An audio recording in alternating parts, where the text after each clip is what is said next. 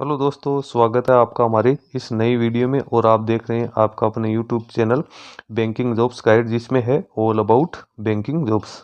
दोस्तों, जिन कैंडिडेट के पास में ग्रेजुएशन पास आउट की क्वालिफिकेशन है, जिन कैंडिडेट के पास में अच्छा खासा एक्सपीरियंस है, उन कैंडिडेट के लिए बैंक ऑफ बड़ौदा की ओर से बम्पर वैकेंसी है वो निकाली गई है। जी हाँ दोस्तों, बैंक ऑफ बड़ौदा जो कि गवर्नमेंट ऑफ इंडिया का एक नेशनलाइज्ड बैंक है और काफी बड़ा बैंक है, काफी ब्रांचेज है इसके देश और विदेश में। इसके द्वारा यहाँ पे रिक्रूटमेंट है वो निकाली गई है प्रोफेशनल्स की।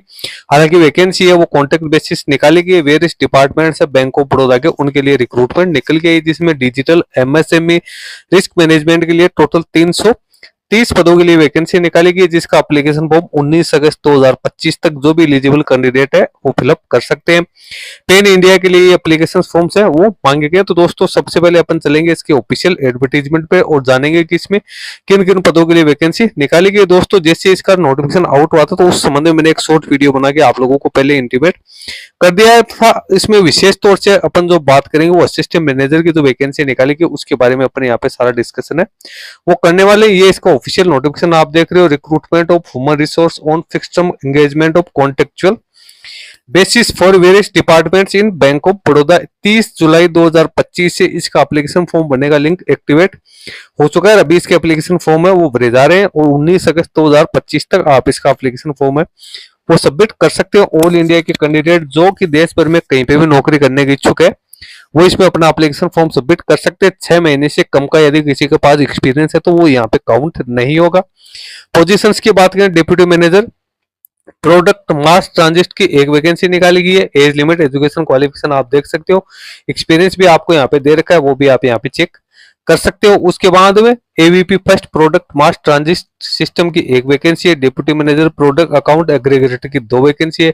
Deputy manager product ONDC open network and digital commerce की एक वैकेंसी निकाली गई। Deputy manager digital product F PFM की एक वैकेंसी है। Deputy manager digital product C BDC की एक वैकेंसी निकाली गई। किसी में 5 साल का एक्सपीरियंस है, किसी में 7 साल का एक्सपीरियंस है। ABP first digital product CBDC की एक वैकेंसी है। Deputy manager product mobile business application की एक वैकेंसी है। Product mobile business application ABP first की एक वैकेंसी है। डिप्यूटी मैनेजर सेल्स डिजिटल लेनदेन की 10 वैकेंसी है। उसके बाद बात आती है असिस्टेंट मैनेजर एमएसएमई सेल्स, तो इसकी 300 वैकेंसी निकल गई है, जिसकी मिनिमम एज 22 वर्ष, मैक्सिमम एज 32 वर्ष रखी गई। इसका जो डिपार्टमेंट है वो एमएसएमई सेल्स का रखा गया। कैंडिडेट के पास में बैचलर की डिग्री है वो एनी डिसिप्लिन में होनी जरूरी है। जिन कैंडिडेट के पास पोस्ट क्वालिफिकेशन पोस्ट ग्रेजुएशन की डिग्री है, एमबीए की क्वालिफिकेशन या पीजीडीएम है, उनको यहाँ पे प्रेफरेंस दिया जाएगा। सर्टिफिकेशंस की बात करें तो इसमें एमएसएमई फाइनेंस और क्रेडिट रिलेटेड जो प्रोग्राम है आईआईबीएफ एनआईएसएम इस प्रकार के कोई सर्टिफिकेट है तो वो भी कैंडिडेट के से यहाँ पे मांगे गए। मैंडेटरी एक्सपीरियंस की बात करें तो मिनिमम 2 साल का एक्सपीरियंस है असेट सेल्स में होना जरूरी है। जिन कैंडिडेट ने एमएसएमई लोन प्रोडक्ट में काम किया उन कैंडिडेट्स को यहाँ पे है वो ज्यादा प्रायोरिटी है वो दी जाएगी। तो ये वैकेंसीज है, इसी के ऊपर अपने ये वीडियो स्पेशली बना रहे हैं। उसके बाद है deputy manager third party vendor risk की 2 वैकेंसी है। AVP third party vendor risk management specialist की 2 वैकेंसी है। Deputy manager group risk management की 2 वैकेंसी है। ग्रुप रिस्क मैनेजमेंट की 1 वैकेंसी है। डिप्यूटी मैनेजर साइबर सिक्योरिटी की 1 वैकेंसी है। साइबर सिक्योरिटी रिस्क की 2 वैकेंसी यहाँ पे निकाली गई है। सभी में बैचलर की डिग्री या मास्टर की डिग्री मांगी गई। एक्सपीरियंस 2 साल से लेकर 7 साल तक का यहाँ पे सभी अलग अलग वैकेंसीज है उसके अंदर मांगा गया। अब यहाँ पे रिजर्वेशन वाइज आप ब्रेकअप चेक कर सकते हो। किस किस डिजिटल की बात करें तो डिजिटल के अंदर आप देख सकते हो किन किन पदों के लिए वैकेंसी निकाली गई है। एमएसएमई में असिस्टेंट मैनेजर की निकाली गई 300 वैकेंसी यहाँ पे निकल गई है, जिसमें एससी की 45, एसटी की 22, ओबीसी की 81, ईडब्ल्यूएस की 30, अनरिजर्व की 122 वैकेंसी है वो निकाली गई है। उसके बाद नीचे एज रिलैक्सेशन की बात करें तो एससी एसटी के कैंडिडेट को 5 साल की, ओबीसी कैंडिडेट को 3 साल की, फिजिकल डिसेबल पर्सन को 10 से 15 साल की, एक सर्विसमैन कैंडिडेट को भी यहाँ पे जो छूट का प्रावधान है वो किया गया। पर्सन जो अफेक्टेड है 1984 रॉयट्स के, तो उनके लिए भी 5 साल का यहाँ पे है वो एक्सपीरियंस रखा गया। रिम्यूनरेशन और लोकेशन ऑफ पोस्टिंग यहाँ पे बात करें तो एनीवेयर इन इंडिया कहीं भी कैंडिडेट को प्लेस्ड किया जा सकता है जो भी इसकी एफिशिएंसी है वो और ब्रांचेज है। रेम्यूनरेशन है वो कैंडिडेट को ऑफर किया जाएगा कैंडिडेट की एजुकेशन क्वालिफिकेशन एक्सपीरियंस के आधार के ऊपर।